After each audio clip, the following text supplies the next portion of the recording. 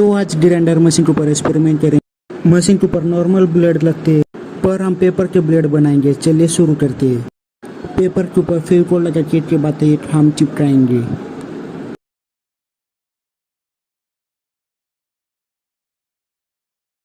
तो हम पेपर को सर्कल काट लेंगे।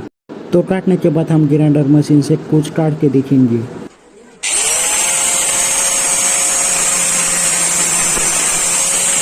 आप ब्लेड की हालत देख सकते हैं। तो आपको वीडियो पसंद आए तो लाइक कीजिए, शेयर कीजिए, कमेंट कीजिए।